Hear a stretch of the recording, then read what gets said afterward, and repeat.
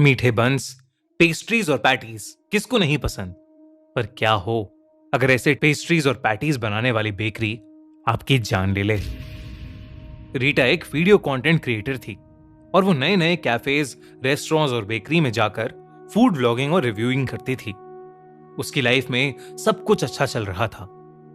एक दिन घर पर कोई नहीं था और उसे अपने 12 साल के छोटे भाई डैरेन को स्कूल से पिकअप करना था। उसी दिन उसे दिलखुश बेकरी के खाने को रिव्यू करने का इनवाइट आया। रीटा उस बेकरी को चेकआउट करने के लिए बड़ी एक्साइटेड थी क्योंकि वो पहली इंसान थी जो उस बेकरी को रिव्यू करने वाली थी। स्कूल की छुट्टी हुई और रीटा डैरेन को लेकर उस बेकरी की तरफ निकल पड़ी। डैरेन, जो स्कूल की सारे दिन की थकान से परेशान था, बार बार अपनी बहन को घर वापस जाने के लिए बोल रहा था। पर रीटा, जिसके फॉलोअर्स पिछले 1 महीने में बहुत कम हो चुके थे और जिनको बढ़ाने के लिए उसका इस बेकरी के ऊपर वीडियो डालना बहुत जरूरी था, वो डैरेन को अलग अलग तरीकों से चुप करवाकर गाड़ी चलाए जा रही थी। मेन रोड से हटकर वो लोग कच्चे रास्ते पर काफी देर से गाड़ी चला रहे थे और अब उन्हें फाइनली वो बेकरी दूर से दिखने लगी थी। डैरेन, जो इतनी देर से गाड़ी में इधर उधर हो रहा था, उस बेकरी को देखकर अचानक से शांत हो गया। रीटा ने गाड़ी पार्क की और डैरेन के लिए दरवाजा खोला, पर डैरेन गाड़ी से उतरने को तैयार ही नहीं था। रीटा ने उसको बेकरी के अंदर मिलने वाली पेस्ट्रीज का लालच भी दिया, पर डैरेन अपनी सीट पर जैसे जम सा गया था और बस बेकरी के दरवाजे की तरफ घूर घूर कर देखे जा रहा था। रीटा ने उसे जोर से हिलाया, जिसके बाद वो उसकी तरफ देखकर बहुत जोरों से रोने लगा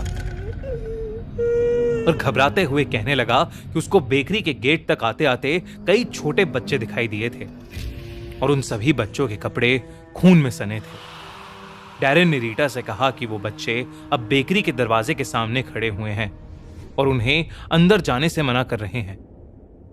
रीटा को अपने भाई की बात सुनकर समझ आ गया था कि ये और कुछ नहीं बल्कि पिछली रात देखी हुई हॉरर मूवी का नतीजा है और इसलिए उसने अपने भाई की एक ना सुनी और उसका हाथ पकड़कर उसे अपने साथ बेकरी के दरवाजे की तरफ लेकर जाने लगी।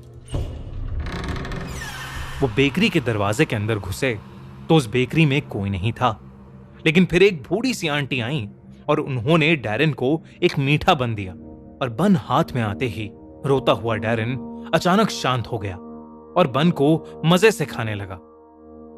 तभी पीछे से एक बूढ़े अंकल की आवाज आई जिसने रीटा को वेलकम किया और उससे कहा कि अगर वो परेशान हो रही है तो उसके भाई डैरेन के लिए अंदर एक प्लेइंग एरिया है जिसमें बहुत सारे बोर्ड गेम्स हैं।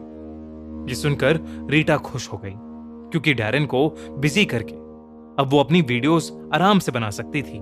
रीटा ने डैरेन का हाथ पकड़ा और उसे आंटी के पीछे पीछे अंदर बच्चों के प्लेइंग एरिया में छोड़ आई। वो बेकरी बेहद ही सुंदर थी, जिसमें पुरानी और महंगी चेयर्स, शानदार टेबल्स, सुंदर लाइट्स सब थीं।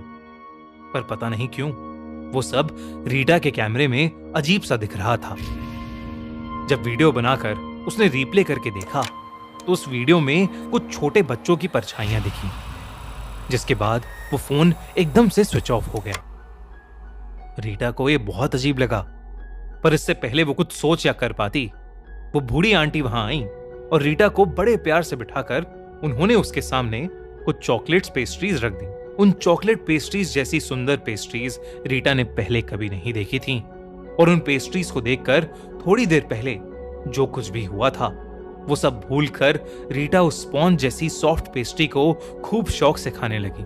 वो पेस्ट्री खा ही रही थी कि तभी उसके सामने अंकल और आंटी दोनों एक बड़ी सी ढकी हुई प्लेट लेकर आए।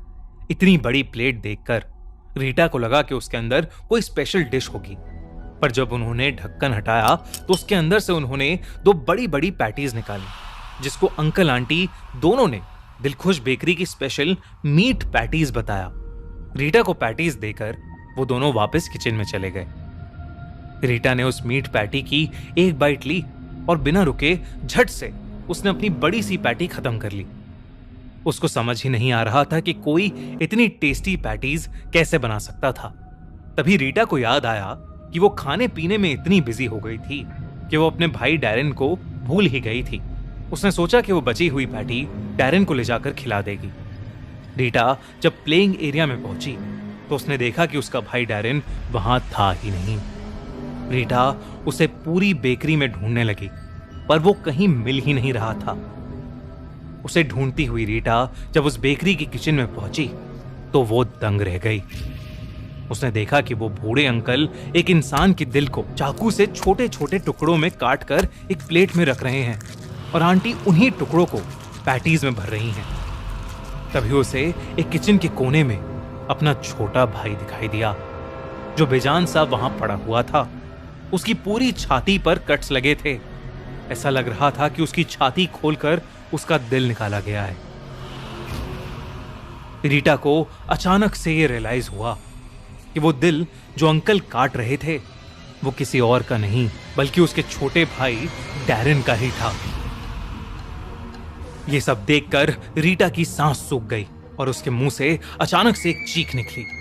तभी वो दोनों बूढ़े अंकल आंटी रीटा की तरफ मुड़े और रीटा को देखकर एक अजीब ढंग से मुस्कुराने लगे। रीटा घबरा उठी और जल्दी से बेकरी से बाहर भागी। जैसे ही उसने उस बेकरी से अपनी गाड़ी निकाली तो उसे गाड़ी के रियर व्यू मिरर में कई सारे बच्चों की आत्मा दिखी। सबकी छाती पर बहुत सारे कट्स थे। जब उसने ध्यान से देखा तो उन बच्चों में से एक उसका छोटा भाई डैरेन भी था। डैरेन का चेहरा देख रीटा का रोना छूट गया और मेन रोड पर पहुंचते ही उसकी गाड़ी का एक्सीडेंट हो गया।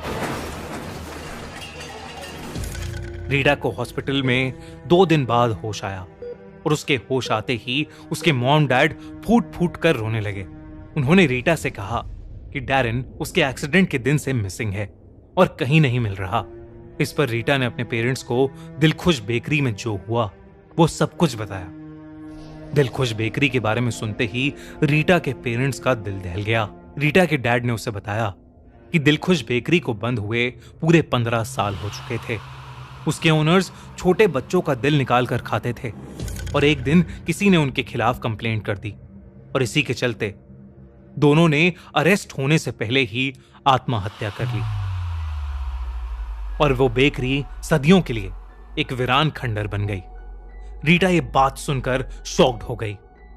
उसे इस बात पर तब तक यकीन नहीं हुआ जब तक वो अपने मॉम डैड के साथ उस बेकरी की जगह पर वापस नहीं चली गई। उस बेकरी की जगह वाकई एक खंडर हुआ घर था, जिसे देखकर रीटा की रूह कांप गई।